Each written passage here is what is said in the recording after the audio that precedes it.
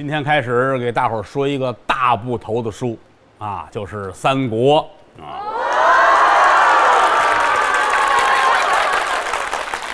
所谓的三国，其实大家也都知道，蜀国、魏国、吴国。魏国呢，这离咱们这还挺近的哈，以河北这儿为中心，啊，这边到长城，那边过了黄河，一直到陕西潼关，这都是魏国的领地。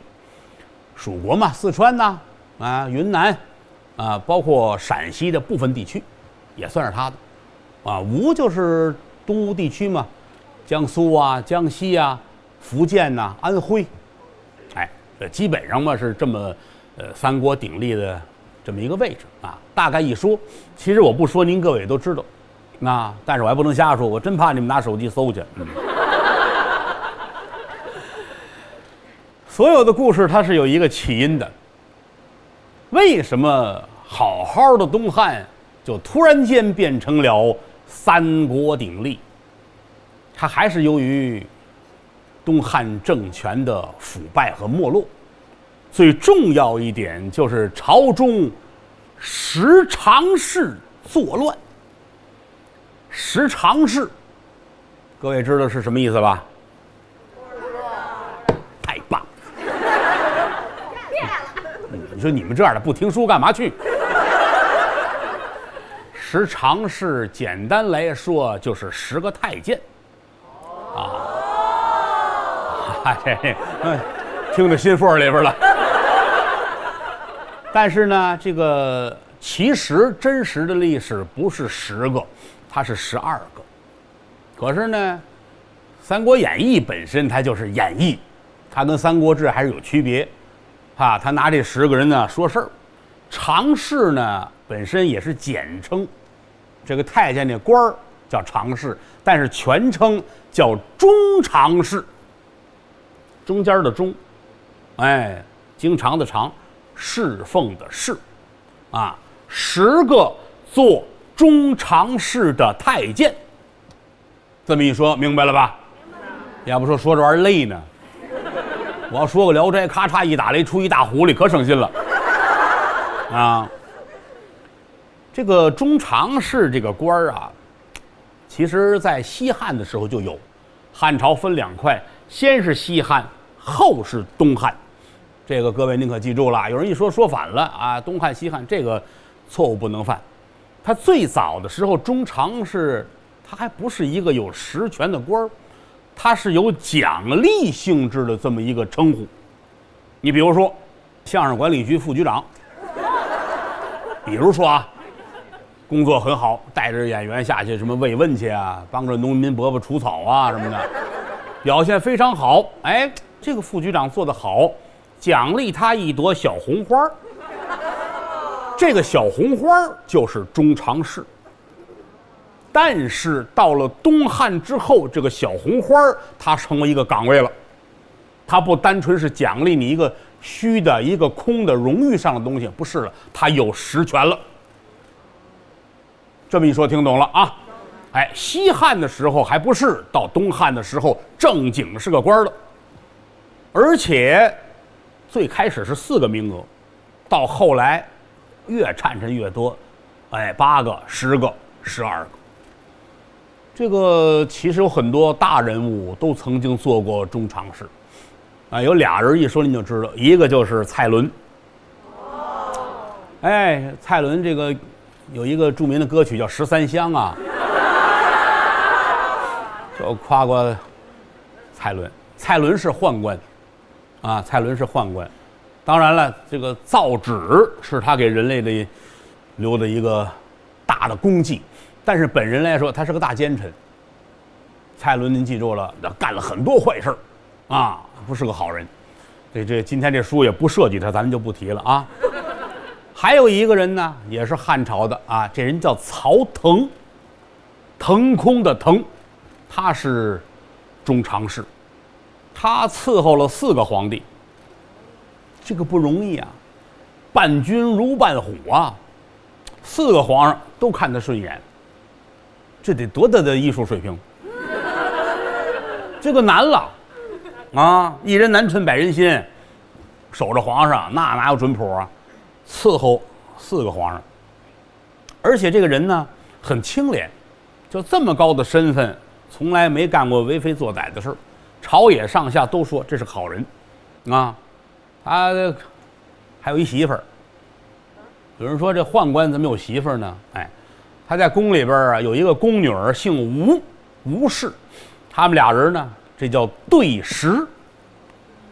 爱看明清电视剧都知道哈，宦官无妻，宫女无夫，深宫内院这个太寂寞了。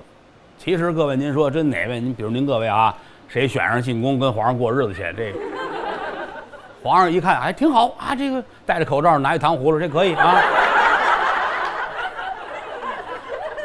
如果真选上还行，就怕那个选上之后到皇宫，皇上把您忘了，你天天举糖葫芦坐那儿哭去吧，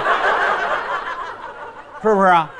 那个日子就没法过了呀，啊，所以怎么办呢？天长日久，有的时候呢，这个就难免互相之间寻找一种安慰。哎，这太监跟这宫女俩人得了，挺好了，咱们在一块儿吧。哎，这宫女给太监洗洗衣裳，啊。这个跟他一块儿，俩人坐着吃个饭，这叫对食。你包括到明朝，很多时候，有的时候皇上还主动的跟他们说：“哎，这不错啊，你得着吧啊。”这都真事儿，这都真事儿啊。所以说，曹腾他有一个对食的媳妇儿，啊，姓吴，吴氏。到后来，曹腾去世了。他死之前，他这个身份很高，他不光是中常侍。啊，朝廷给他很多的封赠啊、爵位，这个爵位需要有人来继承。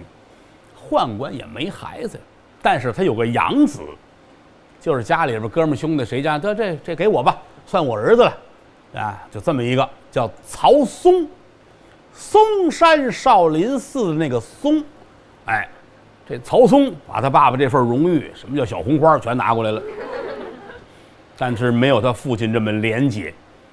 啊，有身份有势力，况且他不是阉人呢，所以他的想法就多，家里很有钱。后来这个曹嵩有5个儿子，大儿子呢小名叫吉利，大名叫曹操。大伙儿这就理解了，哎，提前铺垫一下，让您知道曹操的来历，这是他们家的身世。时常是祸乱宫廷。他这样就乱了，怎么呢？皇上说了不算，跟前老有这帮太监们，他给你出主意。本身这个宦官，他经过手术调治之后啊，他的心理就扭曲，啊，他不像普通人似的。你哪怕说，哎，家里不趁钱，怎么着，一个壮汉给人打零工干点活什么的，哎，我好好努力，我挣点钱娶媳妇儿，我如何，他有一个美好的未来。你这宦官这个，他老想这个缺陷问题，尤其是他一有了钱了，一有了身份之后，这个缺陷会无限放大，他更恨。啊，要没有手术，你看我这得多好，荣华富贵，我娶3万个媳妇儿，我怎样？所以说这个东西它扭曲，人就怕这个。天下人倒霉都倒霉这个心态问题上，你要能平衡了，什么事都不叫事儿，啊，天下事就怕这个。所以说这10位。在皇宫里边这么一闹，皇上没准主意，而且天下的官员都是这10几个太监安排的，谁好他用谁，拿江山弄得跟老太太过日子似的，那就乱套了。这就应了那句话：官逼民反，民怎得不反？这儿开始要出一件大事了，就是黄巾起义。黄巾起义，他没有由于他推翻东汉政权，但是他是最大的导火索，啊，整个这个三国都是从这儿起来的。黄巾起义的这个男1号张角，他是弟兄3人，张角、张宝、张良，哥仨，一个逗的，一个捧的，一个逆顺的。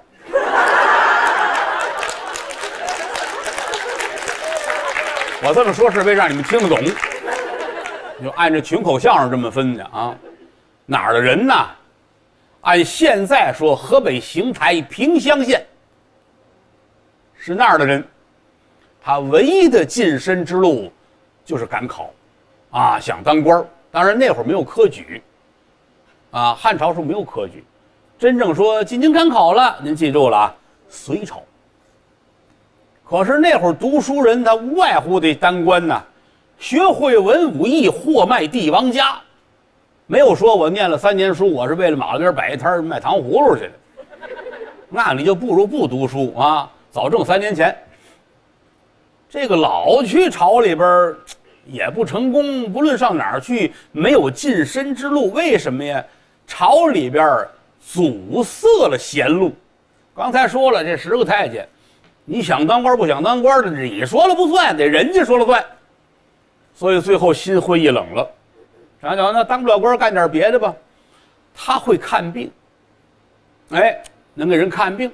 平时没事呢，自个儿还能采点草药，糊口是没问题的，啊。当然了，这有一个小的神话，就说这张角遇见神仙了，这估计都是张角后来自个儿设计的。他说他上山里边采药去了，眼前哗刮一阵风，来一老神仙，啊，叫闭目童颜。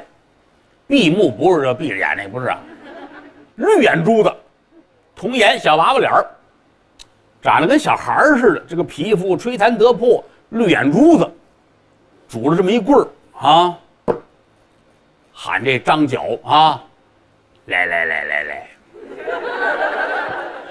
我想神仙可能会这样吧，这样显得可爱一点。叫他，给他叫到山洞里边去了，其实挺可怕的哈。你说咱们出去玩去哈，旅游区，山洞里来老头，来来来，那你就得喊救命哈，那多瘆得慌是吧？进去了，进去之后，老头拿出一本书来，看见了啊，这本书你要看会了。哎，治国平天下，什么都有。哟，谢谢您，高兴了。再一回头，一股风，啊，呜，老头没了，也保不齐没站住，大山后边掉下去了。拿书回家吧，一瞧这本书太棒了啊！这个都是神仙的方法呀，学会了之后，呼风唤雨，撒豆成兵啊！从头一篇开始学。先学拼音是吧？啊喔呃波鹏摩佛哥，我知道那会儿怎么念，反正就有本书吧。回来之后，他经过刻苦的学习，很努力，于是他就有半仙之体。我个人对他这个学艺的过程表示怀疑，但《三国演义》原文上人家是这么写的。就说得了仙人给的书，回来之后经过他的努力成功了，给自个儿贺号叫太平道人。嚯，这回行了，十里八乡都知道了。他呢，该给人看病还是看病，但是在这个过程当中，他的心态也不一样，跟这个俩弟弟商量，啊，二弟张宝。3弟张良，你看这事儿能不能成功？哥俩很支持他。现如今天子荒淫无道，失常侍专权，民不聊生，哀鸿遍野。倒不如咱们就反了吧。反了之后，大哥您就是皇上，我是娘娘，他是太后。张角说：“咱们再商量商量吧。”人哥仨是怎么商量，咱就不管了。反正是打这儿起就决定了。要做一件惊天动地的大事，他把这个太平道就发挥起来了啊！太平道，各位，他这个东西你要说太平年，他好不了，顶多人家跟人唱一下句就完了。太平道，他这个东西，所以说在中国历史上，黄巾起义其实历来是有不同的解读、不同的方法，这个是历史学家的事情。说书了，咱们不能去妄自解读这些事情啊，也不严谨。不过呢，这一下天下老百姓都爱看他这个，觉得说有道理，跟了他之后，推倒了昏君，百姓们都有饭吃。这个人是越来越多，越来越多，越越战阵越广，到最后，张大爷一瞧，时机成熟了，说了这么几句话：苍天已死，黄天当立，岁在甲子，天下大吉。苍天已死，什么意思？汉朝要死。黄天，我是黄天啊，他按照武德来推啊，这个汉啊，汉应该就属于是火，火能生土，土是他，那么土是黄色，所以脑袋上系块黄绸子，黄巾军嘛。绿军起义那起不了义了，先把家务事平一平啊。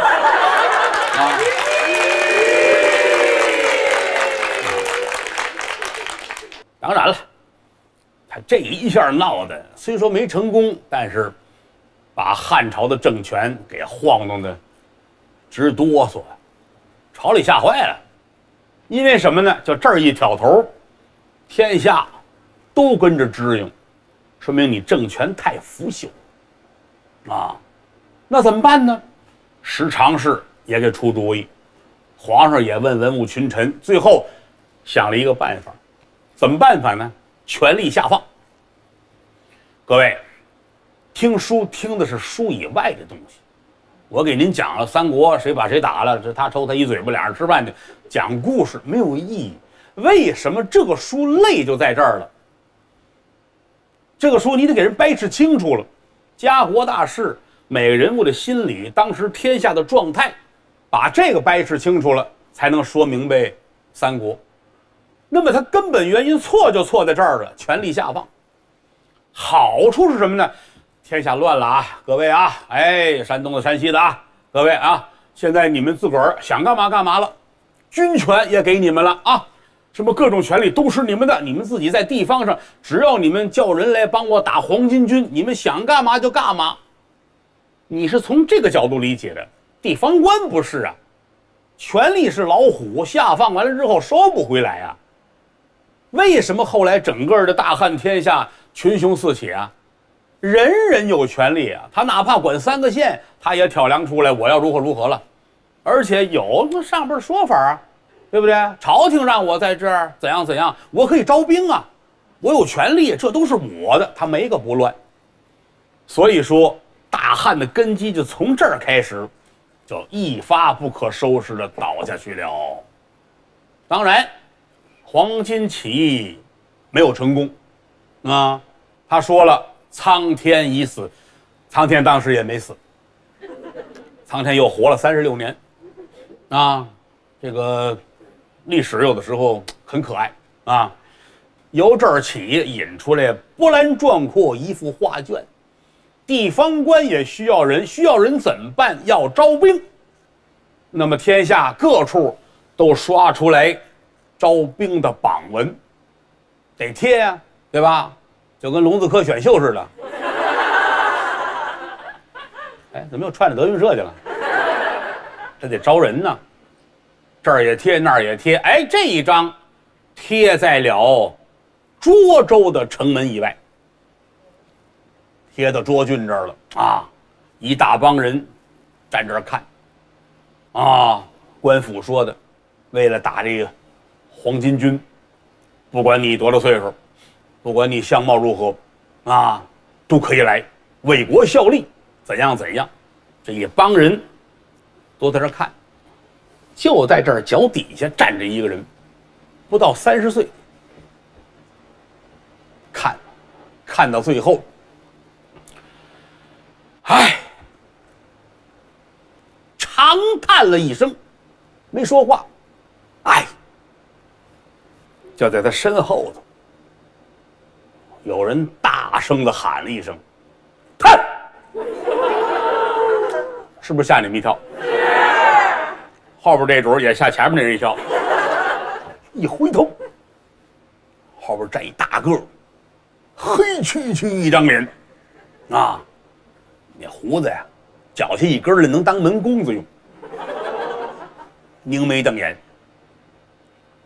大丈夫不思军前效力，唉声叹气有什么用吗？这俩人谁呀？开始叹气这个刘备刘玄德，后边喊一嗓子大个儿张飞张翼德，这才出场。但是这会儿俩人谁也不认识谁。要是电影手法，就得这个一回头，唰唰唰唰唰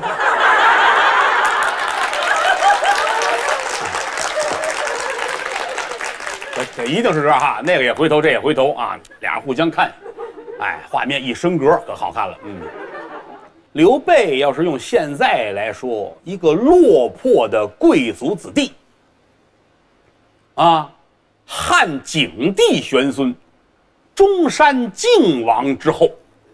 皇上的本家，为什么后来老说刘皇叔？刘皇叔那没错，那是没错，皇上本家。但是到他现在，他们家已经不灵了。啊，这个中山靖王啊，有一个儿子，这儿子叫刘桢，贞洁烈女的贞，叫刘桢。那会儿呢，也有爵位，还是个侯爷啊，犯了个错误。每年呢，就像这种散在外地的皇家的后裔啊，都得交一份钱，这钱是祭祀皇帝啊，朝里边什么祭祀亡灵啊，祭祀皇陵啊，就干这个使的吧。就是你们散在外头了，每年家里边上坟什么的，你们都得花钱，类似这个意思。咱们简单的说，这个钱他没交。由于这个朝里不爱看他了，就把他这爵位给免了。你这一下你就普通老百姓了。所以从那儿开始，这一支儿越来越落魄。你到刘备这儿就已经完了，手工业者了。啊，他父亲死溜早，他跟他妈一块长大的。原文上说刘备知席饭具，有人说我听别人说知席饭履，那也对。知席知席子，他母亲有这手艺。就咱们家那炕席，人字儿的、万字儿的那个，老太太有这手艺，织席子。您想他干这个，他就肯定挣不了什么钱。他呢，饭具，饭，小饭的饭，具，尸体的尸里边一个双立人，右边一个姓楼的楼，这字念具，是用麻和野草搓的绳子编的鞋。这叫具，那个年头是卖给穷人穿的，所以说刘玄德知席饭具，饭具有的时候绕嘴，人也不容易说，所以到后来一般都说知席饭履之辈，履也是鞋，意思都对，但是不如这个具用的准确啊。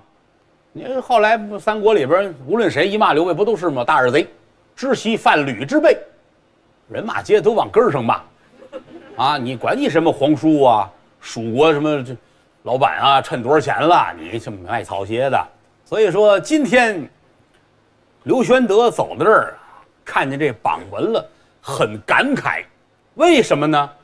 他跟老百姓不一样，他是皇上本家啊，往上倒这江山有他一份儿。虽然说他现在落魄了，但是这种感慨，就这个状态，结合现在自己。百感交集，所以，叹了口气。后边这张飞呢，张飞比他生活就强，啊，原文上说张飞在此地家里有酒店，而且也卖酒，也杀猪，挺有钱的啊。那后来咱们老说张三爷推车卖肉嘛，其实人家可不是卖肉啊，他家里边有点产业，最起码现在来说小康是没有问题的啊。这一回头，四目相对啊，俩人抱拳拱手，互相的介绍一下。这个得跟人说，我姓刘，名备，字玄德啊，汉室后裔，现如今如何如何。哦，张飞也挺客气，张飞比他小年轻啊，姓张名飞，乃是此地人士啊，在这儿如何如何。哥俩聊聊天，越说越投脾气啊。有人说怎么越说越投脾气？嗨呀！很正常，这就跟男女搞对象似的，啊，他跟这个俩人来往半年了也瞧不上，啊，打街上一回头，哎呦嚯，这好看，我爱他。这个人跟人之间好多事情是没有道理可讲的。刘备、张飞越聊越投脾气，张飞说：“咱喝酒去。”旁边不远，你想啊，城门边上，大买卖、小买卖、大酒馆、小酒店呢，咱喝酒，我请您喝酒去。好嘞，好嘞，好嘞，好嘞，请。来到这儿了，这一进门都认识啊，张飞吗？快请进来。哎，炒菜啊，萝卜皮啊，麻豆腐啊，炸灌肠啊，疙瘩汤、炸酱面，这是个老北京炸酱面馆。吃什么不重要啊，您记住了，在三国里边，从来无论您听谁说书或者看原文，三国的书从来没有在吃饭上耽误时间。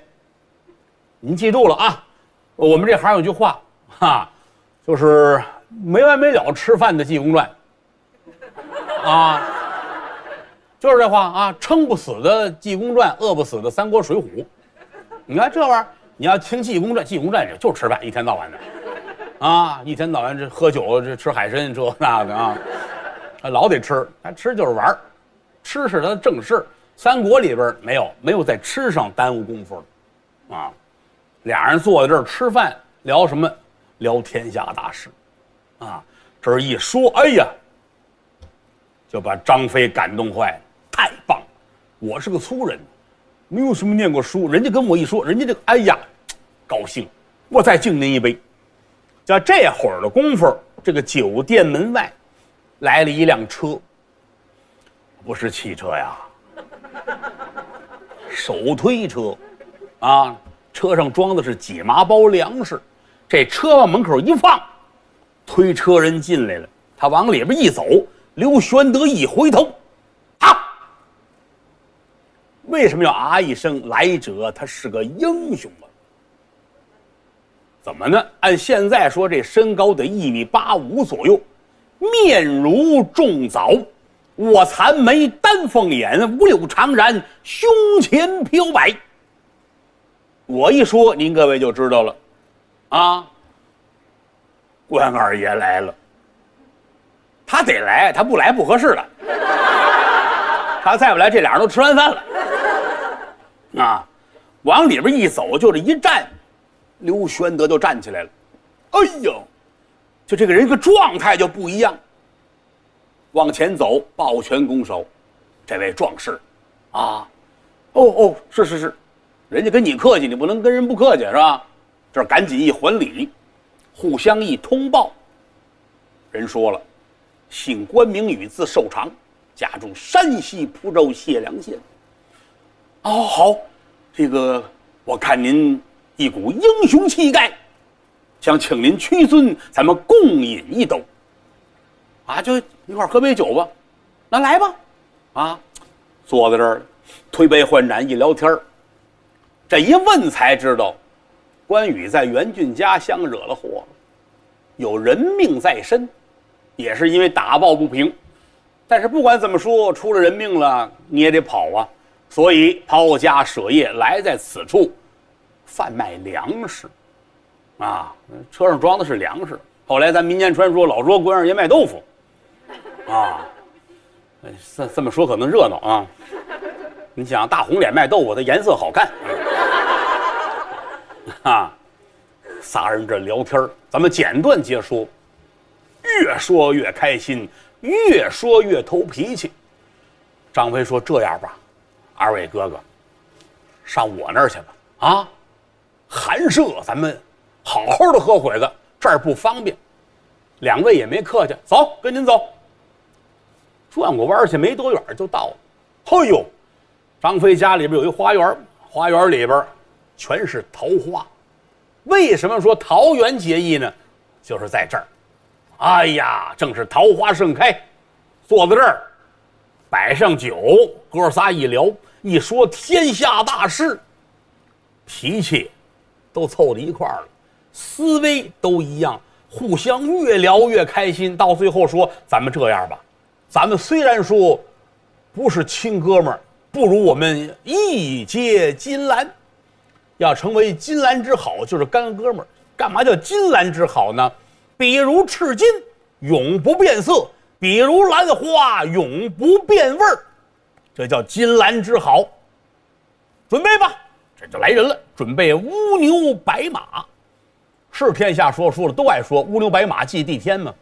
但是我得跟您说清楚了，乌牛是黑色的牛，白马是白色的马，白色的马是祭天用的，黑色的牛是祭地用的。咱得把话给人说清楚了。哥仨往这儿一跪啊，正当中供着关二爷。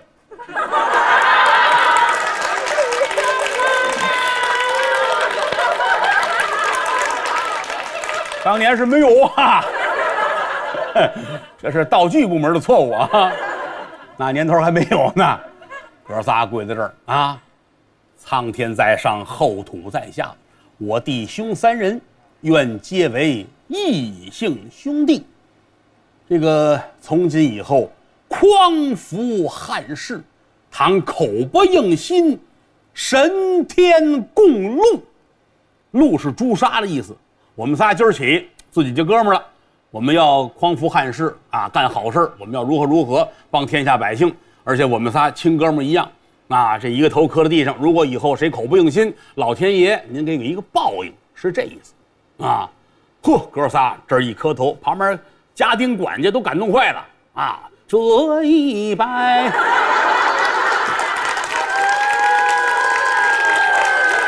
那么今天跟张飞、关羽一聊天儿，刘玄德兴奋的都不行了，打破了他的常规，说明是真喜欢这两个人。当然了，刘备这一辈子就到最后的时候啊，就是为了关张报仇，那会儿做不到喜怒不形于色了，发全国之兵打东吴，以致蜀汉政权的破败，那是另一回事儿。今天呢，哥仨在桃园这儿结义了，磕完头站起身来，要各续年庚。得说说谁多大了呀？分大小个儿。这一说呢，刘备岁数最大啊。说于兄我吃长28岁。记着啊，这一年刘备啊28，他是10月28的生日。所以说刘备是天蝎座。哎，你要细琢磨刘备这个为人啊，我不知你哪一位对星座有研究哈，你琢磨琢磨他这辈子干的事儿，很符合啊，很符合。关羽呢比刘备小1岁，27岁啊，他是这个7月20来号的人啊，那就应该是巨蟹吧，是吧？巨蟹啊，张飞最小，张飞20，啊，2月25的，双鱼。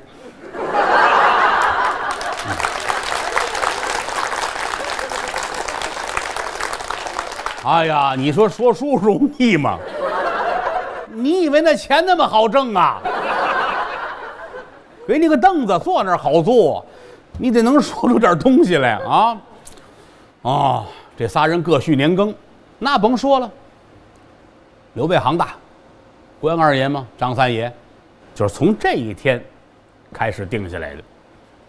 把座摆好了，大哥您先坐。刘备往这儿一坐，关羽、张飞过来纳头就拜，给大哥磕头。磕完头，这儿站起身来，刘备挪到边上去，关羽坐下。关二爷坐好了，张飞撩衣裳跪倒，参见二哥。这完事赶紧搀起来，张飞往这一坐，该你们俩了，来。这个不是历史啊，不是历史。这要是我在那儿，我准这么来一回啊，对吧？该我了，来，二位来，哎，俩人也得瞪眼，这，哪儿就到你了啊？很高兴，刘关张结义，到后来留下一句俗语嘛：宁学桃园三结义，不学瓦岗一炉香。瓦岗一炉香呢，就是听过隋唐都知道啊，甲6楼36有结拜，大伙儿都说，要是交朋友啊、拜把子呀，按桃园结义来，可别照着瓦岗寨他们来。哎，这是句老话，相声里边我们也说这句话，但是也从来没有细致的解释过为什么天下会有这么个说法。桃园三结义，哥仨交情在这儿。但是你要从事业上来说，这仨大男人最后不成功，不成功。你别看他占据了3分天下，啊，拿关二爷来说吧，这么大的能耐，到最后怎么样呢？大意失荆州，麦城归天。关二爷，张飞那更甭说了，让2个鼠辈范江、张达给杀了。啊，刘备更甭说了，对吧？为了给关张报仇，发全国人马攻打东吴，最后自己白帝城托孤，江山社稷全完了。所以从这个角度出发，这仨人事业上不成功，人生不是赢家。但你看这个瓦岗寨这各位啊，36友，到最后大唐朝这都是开国的功臣，有的凌烟阁上都画着图呢。人人事业是个成功者，那么为什么我们倒觉得这不成功这哥仨值得我们尊敬呢？这里边有俩字儿，这叫忠义，叫忠义。您就拿这个关二爷来说，在曹营的时候，曹操对待他，那天下人都知道。说书一说到这儿，那上马金下马银，修下一府分2院。啊，不能对他再好了，好的不能再好了，走遍天下也没有任何一家能够给关羽这么大的待遇，不管是荣誉啊，方方面面的都是这份的，但是没有拿住他的心。斩颜良、诛文丑之后，听说大哥的效了，马上我得找我哥哥去，挂印封金，3次辞曹，灞桥挑袍，过5关斩6将，千里走单骑。我得找我哥哥去，忠义在这摆着呢。张飞更甭说了，这么大的能耐，在刘备手底下大半辈子就是跟着这1万多兵，因为什么呢？没有这么些人，东征西讨啊，打一仗败一仗，打一仗败一仗，一直赤壁之战之后，张飞才算缓上点儿来。如果说跟所有的其他的不管哪路军阀，跟哪一家老板，他的待遇都会比这个强。但是就一直这样忍着，为什么呢？那是我哥哥，一个头磕到地上了，得拿我哥哥放在心里。那么说刘备对得起他们哥俩吗？对得起。关张2弟死了之后，刘备就急了，给我兄弟我得报仇。诸葛亮告诉他不能这样，知道吗？休养生息，咱们跟东吴别打仗，跟东吴和好。缓上来之后打魏。诸葛亮说的对吗？对。这一辈子诸葛亮说什么刘备都听，唯独这一次没听。举全国之力70万人马打东吴报地仇啊！我得给我兄弟把这仇报了。结果大家是知道，火烧连营700里，白帝城托孤，那么大一刘备江山社稷全了进去了。不为了别的，为的是忠义。有这样的兄弟，就有这样的哥哥。这个哥哥跟这个兄弟，他是相辅相成的，所以值得人尊敬。您看看瓦岗山，这几十位大爷，本身我也是说隋唐的，我不该背后的讲究人家。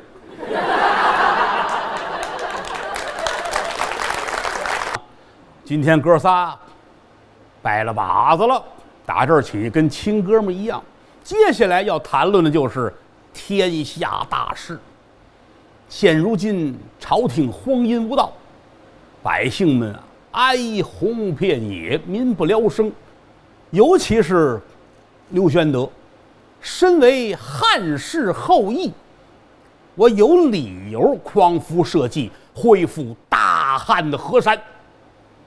那咱们怎么办？咱们这不是朝廷招人吗？咱们得献自个儿的一份力量。张飞说：“好，我这儿有钱啊，咱们多招人，别光咱哥仨出去打仗去，咱们也招点人来，看看能招多少。”来俩客商，啊，中山府的大客商，一苏先生，一张先生，这2位平时跟张飞不错，说您这几位要干大事儿，对，要干大事儿。好，我们来赞助来了。原文上有这2位，啊，拿了500两金银，送了50匹高头大马，又给拿了1000斤的铁。拿铁干嘛呀？打兵刃呐！你不能拿铁，你一个人弄外边卖了去，这不太好。有铁，咱卖废铁去吧。那不是桃园结义，那也来仨说相声的那是啊。哎呀，准备有铁了，可以了，打兵刃吧。刘玄德打的双股剑，也叫鸳鸯剑，2口剑。刘大爷这武术反正比我强点儿呀，不是那哥俩厉害，尤其是关二爷，打造了青龙偃月刀，有个别名叫冷艳锯，冰冷的冷，艳是风色的艳，啊，锯就是呲啦呲啦那个锯，哎，冷艳锯啊，多少沉呢？82斤，这不容易啊，各位啊，您算算82斤，你在手里还得拿着，你拿着就不容易啊，还得打仗。张翼德呢，哎，丈拔蛇矛，打这儿起，天天的，哎，哥仨练武，完事儿呢，也召集这些个有共同目标的人，咱们一块儿，啊，匡扶社稷，人的名树的影儿，这一放出风去，陆陆续续的来人了。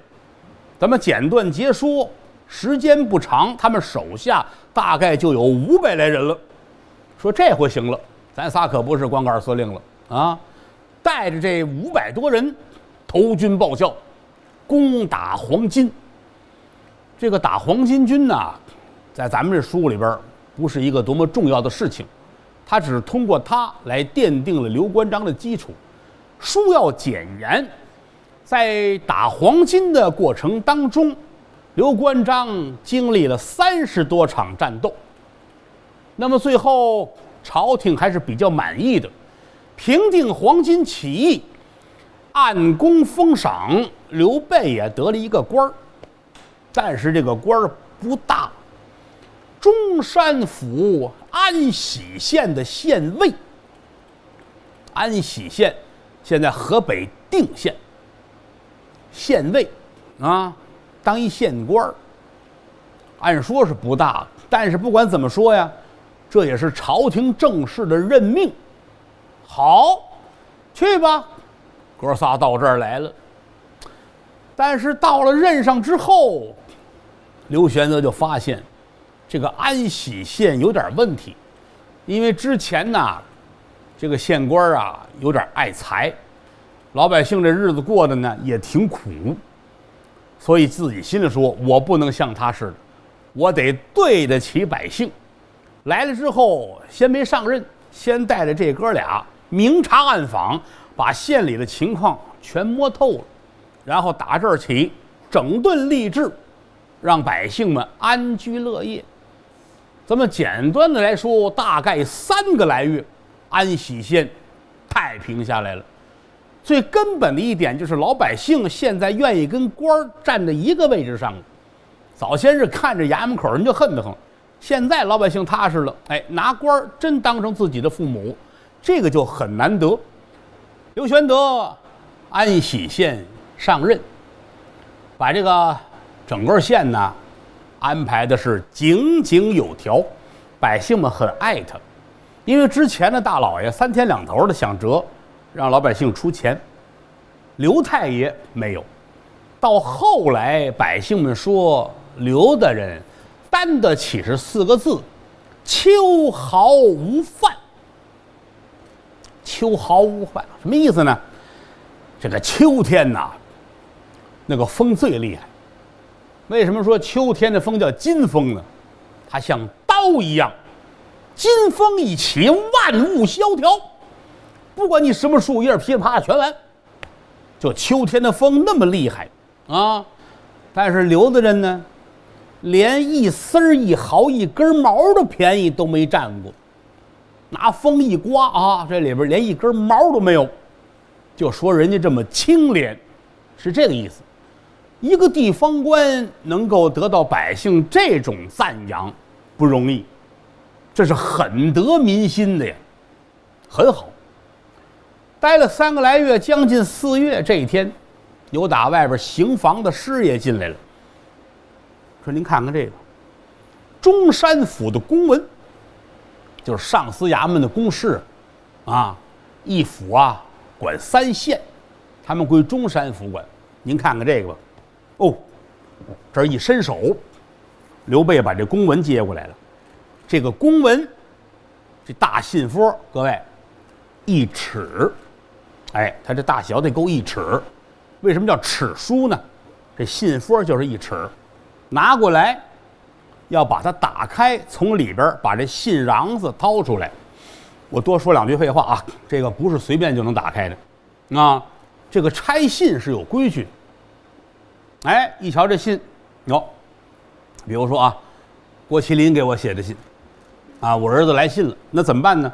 打上头把这口开开，进去一提了，信瓤子就提了出来了。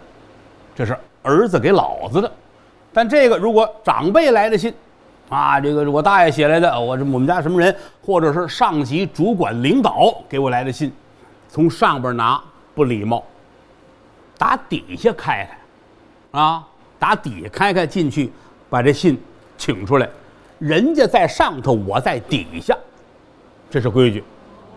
如果是平辈儿哥们儿兄弟来信，哎，给我写信，这是我哥哥，他比我大，这个信封打左边开，开开之后把瓤子掏出来。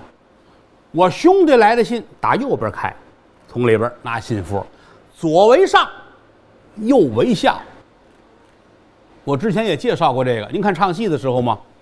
比如说我们这是戏台，您的观众看戏，戏台上摆一桌子，摆2把椅子，您一看上来演员连说带唱往这一坐，哎，比如说老2口子吧，那个老头那个员外一定坐在这边，老太太坐在这边，因为左为上，右为下。戏班里边管这边叫大边，这边叫小边。俩官往这一坐，坐这边的官大，坐这边的官小，啊，这是规矩。如果是媳妇来信的话呢，把这信一翻个，这信纸后边这信封不这么粘着吗？把这原封这儿，把这儿拆开，把信瓤子拿出来。各位，说书那么简单呐！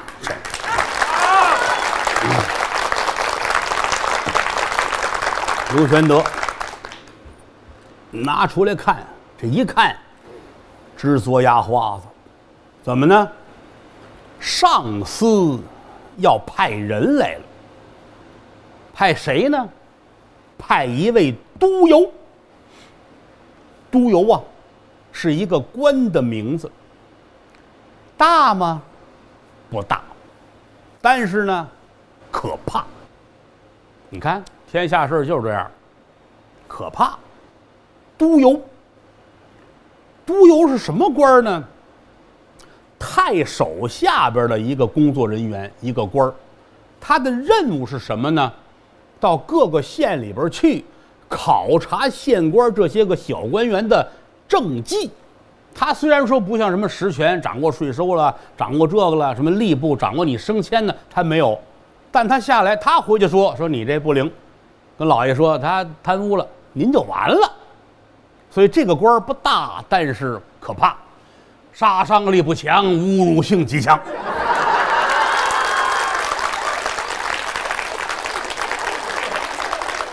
啊，要来这么一个官儿，后边写着日子，哪天哪天哪天他就要到了。安喜县准备行辕，行，自行车的行，辕，辕门的辕。什么叫行辕呢？就是这个官到这儿来，他得有个临时办公住宿的地方，这个叫行辕，你得准备这个。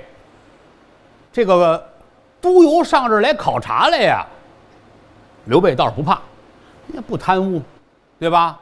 老百姓也爱我们没问题。但这个行辕是个事儿，怎么呢？太穷了。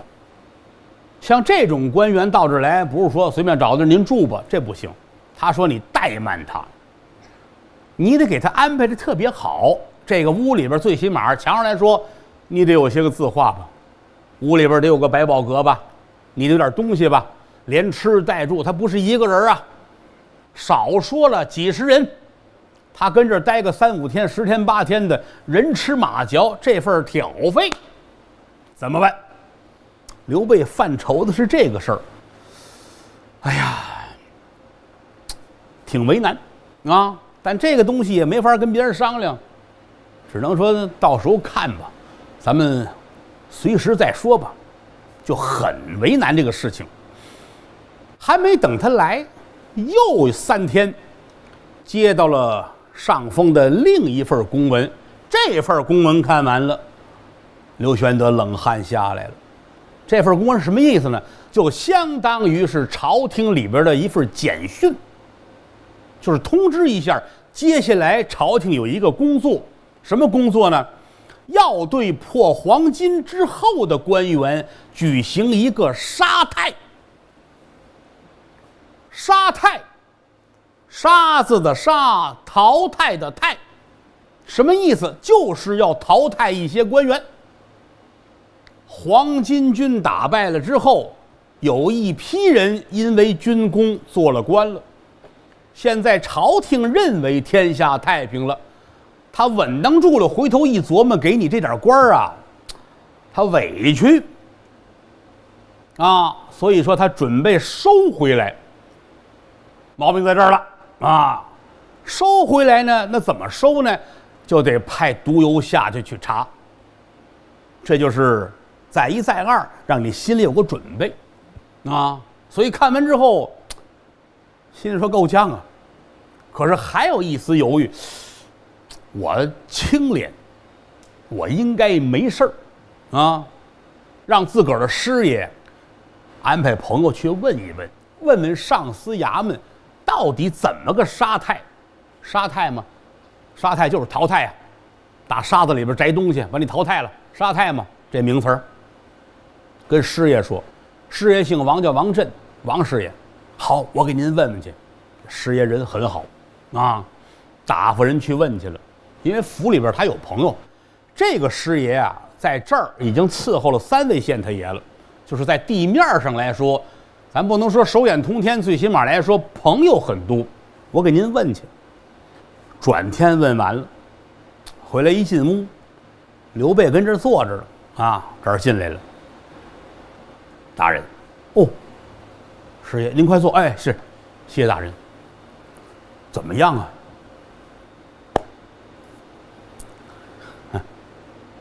你要看这表情就不太好。怎么了？是这样的，我有朋友啊，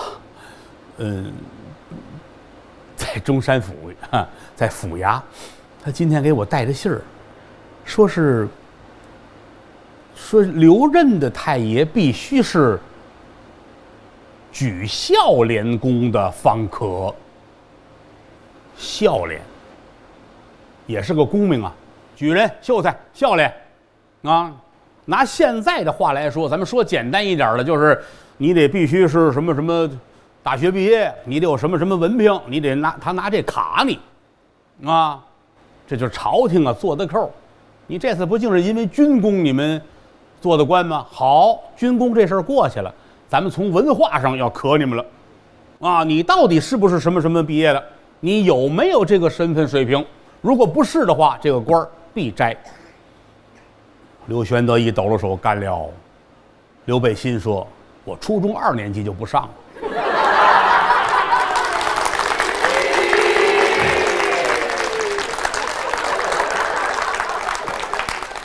见笑啊，见笑。这我那天我们家开了个会，我是初中2年级，我儿子郭麒麟初3，我外甥王九龙初3。哎，虽然说我读过24史，虽然说我家的书房比这棚大，但是我连个初中文凭都没有啊！此番杀太必有我呀！那不重要，那不重要啊！反正这意思您各位听明白了，就是刘玄德这官儿要保不住了。哎呀！心里挺难过。但是咱们前文书讲了，刘皇叔喜怒不形于色呀，啊，面带微笑，辛苦了啊，谢谢。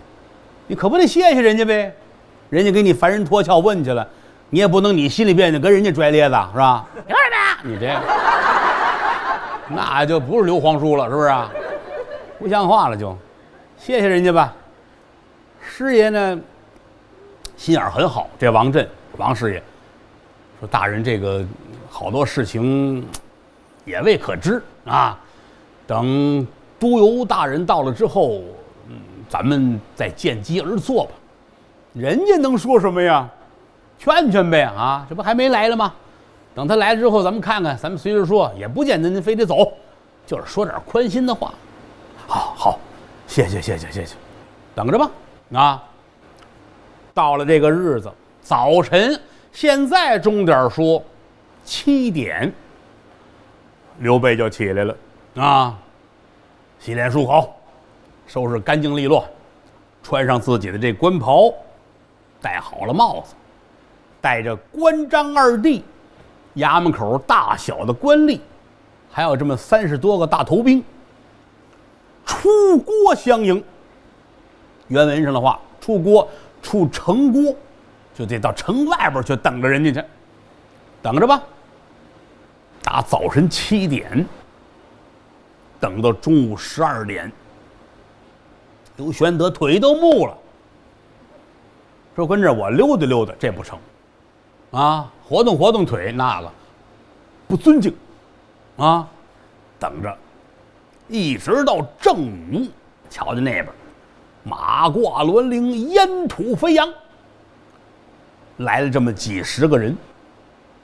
来了吗？来了啊！他这个一个是都邮这个官啊，他自个儿带着20来个人，另外呢还有上一个县送他过来的30个兵。这咱们得交代清楚了，听书听的就是细致的地方。这几十个人护送他啊，眼瞅着就到这儿了，终于来了。刘玄德一撩自己这袍子，屈步前行。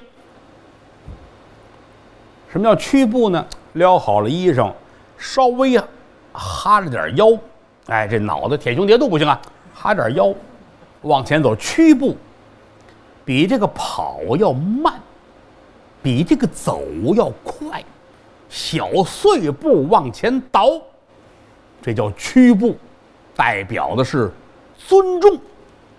这个劲儿可难拿了啊！来到跟前啊，一撩衣裳，单腿跪倒，卑职安喜县县尉刘备，恭迎都邮大人。按正常的礼节来说，这个都邮应该是甩蹬离鞍下来之后，伸双手相搀。为什么呢？按行政级别，其实人家不次于你，但就因为你是上面派来的监察官啊，人家才给你施这么大的礼。按规矩，你得下来搀，但是没动，不光没动，坐在马上，拿这马鞭儿啊，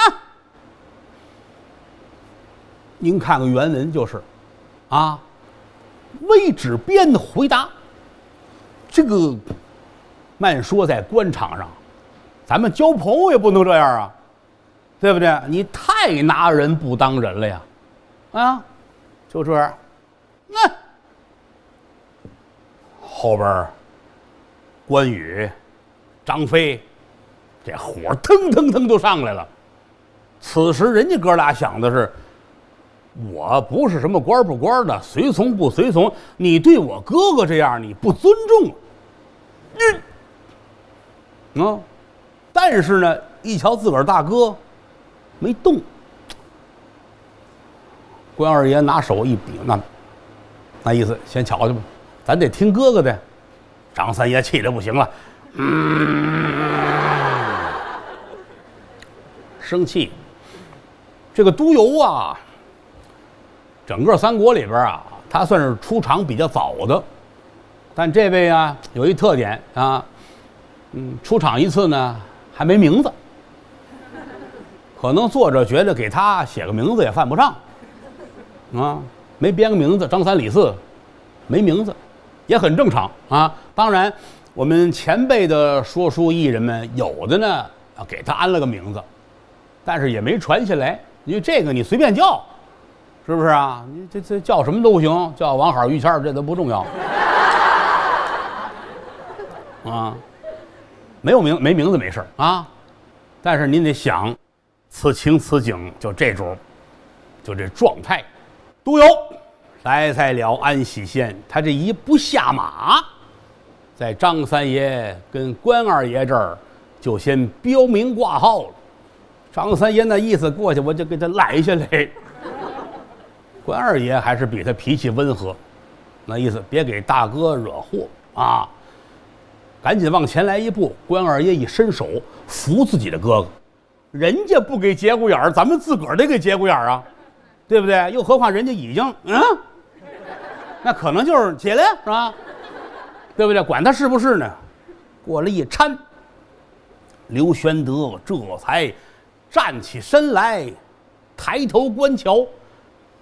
为什么要观瞧？我得看看呐，谁打鼻子眼里边这样说话呀？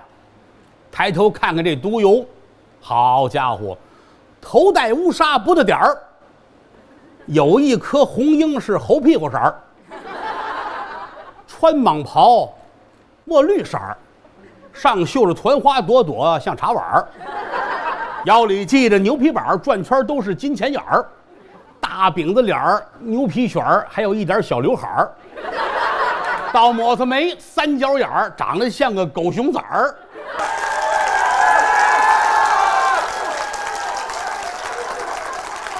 两旁边随从，连上一个县派人送他来的兵丁，簇拥着往前走。刘备他们呢，就在后边跟着。刘备不能上前面去啊。您可记住了，来，您跟我来上前面。你要上他头里去，你这算犯罪，啊，得把人家让在前边。往县里边走，张飞这伙就压不住，好几次恨不得窜过去，就想薅下来打他一顿，啊，就长着一个欠打的脸。关羽这儿拦着，别给大哥找事儿。由打外城进来，来在了县衙。就把他让到了行辕。行辕就是官员来到一个不是自己属地的衙门来的这个地方，此地人给他安排一个流动的暂时歇脚的办公场所，也包含住宿，这叫行辕。那行动的辕门是这个意思。来到行辕这儿，给他让进去，刘备在外头等着。啊，督邮进了屋，就翻脸了。怎么呢？这个屋里边太寒酸了。虽然说家具啊、桌椅板凳啊也擦了擦，很干净，但跟他想的不一样。您想啊，他这一路下来，府里边多少个县，到处都去，谁不得巴结他呀？刘备这儿穷，人家有那个县有钱呢。那屋里边装的特别的好，对吧？新被有新褥子，古玩字画，屋里摆的很好，得符合他的身份。到这儿来一瞧，坏了，级别不对了，真翻脸了啊！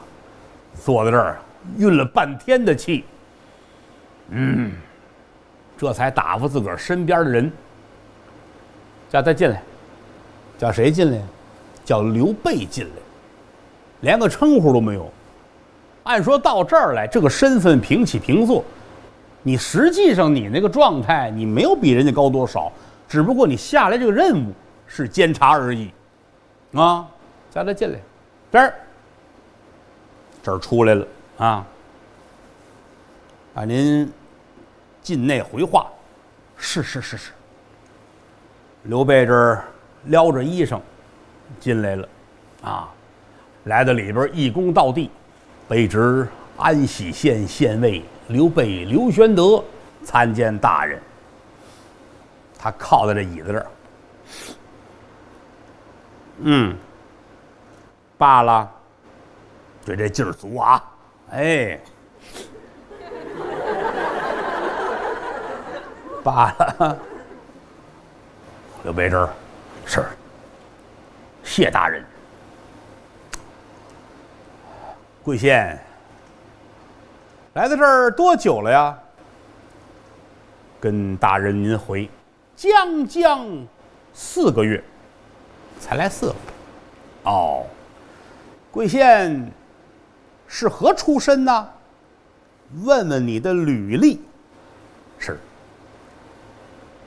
卑职乃汉室后裔，中山靖王嫡传，因破黄巾有功，蒙恩典放我安喜县县狱。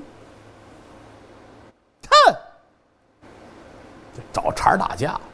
我不跟你说了吗？我是谁？我如何的，对吧？您连坐那儿，咱们聊会儿，吃了没有？连这都没有，当时就翻脸，哼！诈称皇亲，该当何罪？诈称皇亲，你是假的，该当何罪？那么你怎么知道是假的呢？他也不知道，他是觉得你就当这么一小官，在我来是一句话，我就说你贪污，明儿你当不了了就完了，我管你皇亲绿亲的，是不是？这就是不讲理啊，欺负人惯了，诈称皇亲。一说这个，刘备就不爱听。这就你俩说相声坐在一块儿，这个哎家里边6辈都说相声的，然后人家告诉哎别骗人了，你们家15辈都是热心观众啊。